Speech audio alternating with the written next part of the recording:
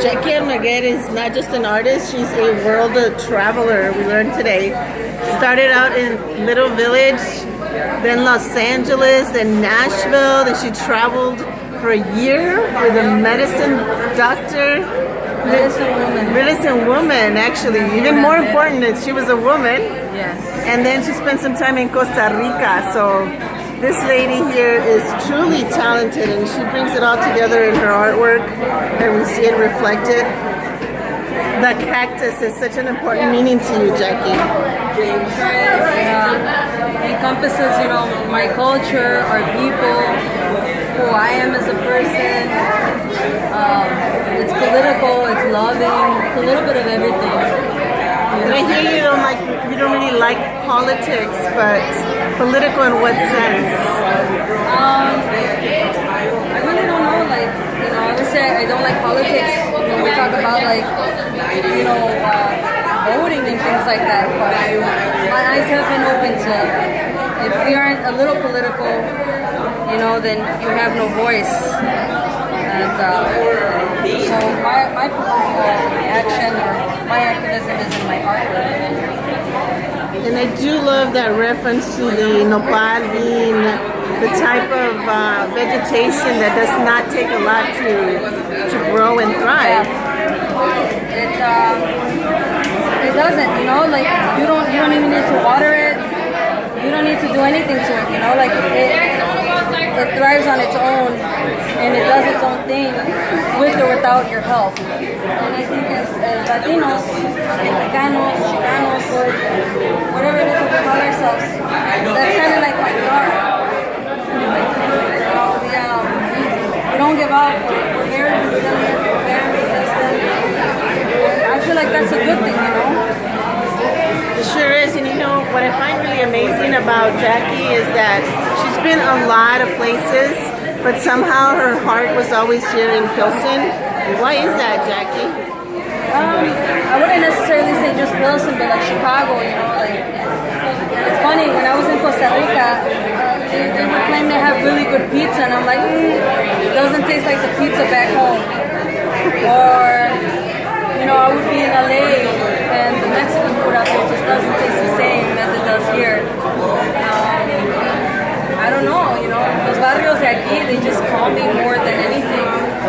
And, this is where I'm from, this is how I began, this is my heart, And I love that to say this is my heart, because I look around this room and I see all the hearts and the color amor eterno that you just love so much, which is the pink color. Yeah. And your table that is dedicated to the community, which is that sacred community, or comunidad sagrada is what you call that painting. Yeah. I love that we're seeing that here today. How much did you feel that community feeling here today? You know what? More than community, I felt family. Not just because a lot of my family's here, pero the close friends that I do have here, they make me feel it. They show their love and their support every time they come around, every time they see me on the street.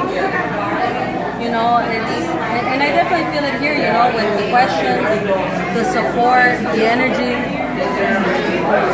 And you touched a lot, a little bit actually, on being a queer Latina and growing up in a very accepting family. I was blessed.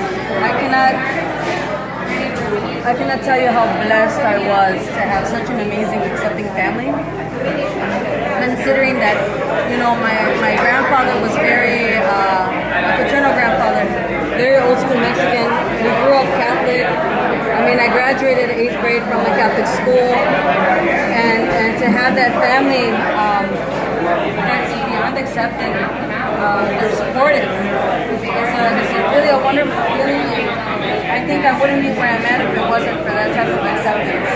That's pretty amazing, and I just read something recently that this year there was a study and there's a lot of more people who are depressed and who have actually contemplated suicide. And it's not just having to do with not being accepted for being queer or being different. Just in general, people are more depressed. How has art changed maybe your mood for you? Have you ever been in that point where you're like, you know, sad like that, but art saved you?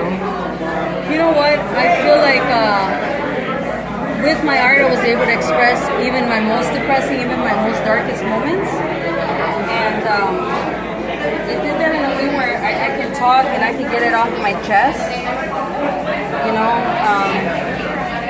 a lot of people don't have or haven't found that thing that makes them them. And because I have found this, you know, it has really helped me. And I get to express everything, you know, whether I'm sad, happy, in love, frustrated with something, you know. Painting allows me to have that outlet. You know? And how did you teach yourself to paint? Where did you study more of it? And who was your mentor in all this? So, you know, painting, I learned on my own, really. I had to take like an art class in high school, my last year of school, but I had been doing art since before that. You know, I always drew, and oddly enough, you know, growing up in Little Village, obviously you see all the gangbanger graffiti, and, you know, fortunately and unfortunately, that was my first form of art. You know, the graffiti taught me color combination, taught me shading, dimension, all kinds of cool stuff like that, you know. When I was in Nashville, I met this lady who was originally from Pilsen. Her name is Rachel Hensley. She still lives in Nashville, and she kind of took me under her wing, and she saw the potential in me, you know, and she taught me a few things and gave me a few lessons, and you know, she was a mentor for a while, you know. Not too long after that, I met the Native American woman that I started traveling with, and she taught me business.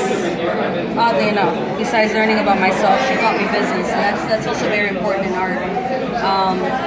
But mainly, it's really just been me, trial and error.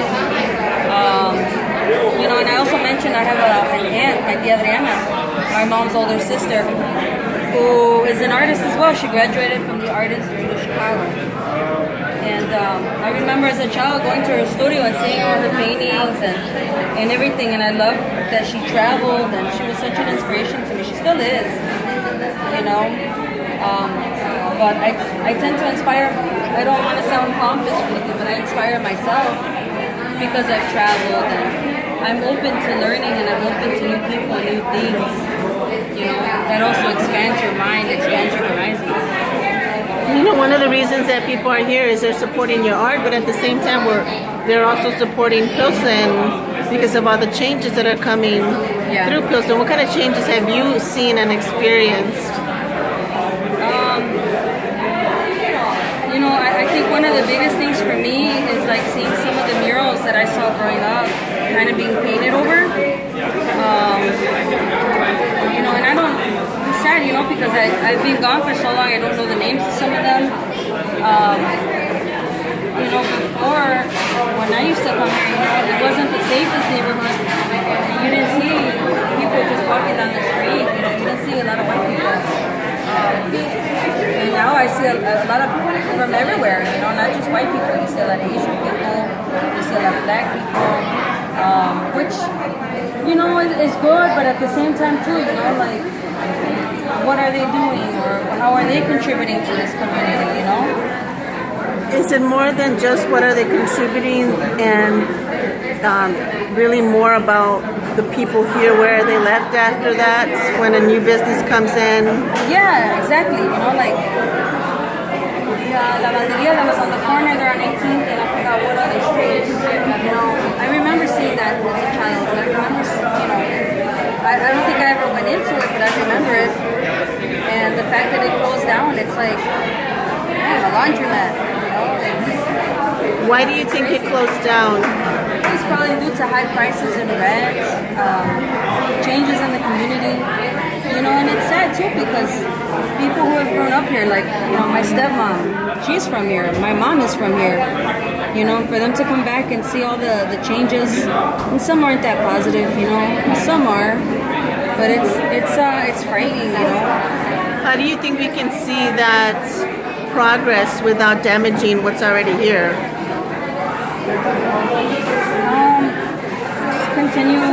Continue supporting local business, supporting those who do live here, including the community. You know, if a new business is going to open up, hire people from the community. You know, get the kids involved. There's different things that could be done that they're not doing, and should be taken into consideration. You know, educating. Also, too, you know, us as Latinos, we have the fault too. You know, a lot of us just want to leave the hood. You know, and that's something I thought that was necessary until I got older, and I was like, no, you know, like, you don't leave the hood. You may leave it for a little while, go get educated, go learn, come back, and do something about it. You know, because otherwise other people will. You know? And for maybe some of our viewers who might have a negative connotation to the word hood, I mean, we know what you mean. Yeah. But really describe what that means to you in your hearts. What does that mean? You know, the word hood comes from neighborhood, basically. So the area that you grew up in, you know. For me, it was a little bit of everything. You know, little village. I consider the hood, you know, because it was my neighborhood. It was my first neighborhood. And although it wasn't perfect, yeah, there was some gang violence. You know, at the end of the day, we were all family there. You know, everybody knew everybody. You know, you could come to my grandma's house, you know, and she always had arroz y frijoles and a guisado ready for anybody to walk in. You know, that's hood. You know, and I don't say it in a negative way. You know, like, you're right. There's a lot of negative connotation to it, but there's also a sense of respect that comes with living in the hood. You know, and that's respecting each other, respecting when you come into my house, respecting my family. And that's something that, you know, I hope it doesn't get lost here in Pilsen. Which I think the tables that you're creating, that the artists in this series are creating for Won't You Be My Neighbor, are very exemplary of that idea of, like how you said on your table, there's this saying that you wrote, siéntate en mi mesa y platícame de ti. Sit at my table and tell me about you. So that must take you back to Grandma's house when she said, pásale, pásale, échate un taco, Yeah. descansa, and then next thing you know, your family. Yeah, you know, it's I did think of my grandmother, you know, when I did that. I did think of my grandmother when I did that. And family in general, you know, because, like I said, I don't know how, you know, they were a very low income family, and somehow my grandmother still managed to have arroz, frijoles, and a guisado, always, you know, a couple salsas, and whoever came over, like, I remember my maternal grandfather always coming over and visiting me at my other grandparents' house, and she would always welcome him. Him and my other grandfather would sit down and talk and have a cigar and, you know, sus copitas, echaban un taco, and they would talk, and I would sit on his lap and just, you know, really enjoy, like, the presence of my grandparents and my family, you know. I always used to love hanging out like that. It's very memorable for me. So that's why I think I also went back to that, you know, when I did that. So now, how do you see that now? Like, how does that happen in this context? In 2018, how do we see that person walking in your home? It doesn't happen as often. So where does it happen? It doesn't. I feel like more people tend to do it like at coffee shops or mutual places. You know, you don't invite too many people over your home anymore, which, you know, is understandable. You know, people need privacy, people need space. But if you do, you know, have that conversation. Like, who are you? What motivates you? What inspires you? You're talking just our Sigue tu Ritmo language, Jackie. We're always talking about what inspires you, do what moves you, Yes. break the norm, follow your own beats, make your own way, and you're really that example to us. I'm sorry, did you ask me a question?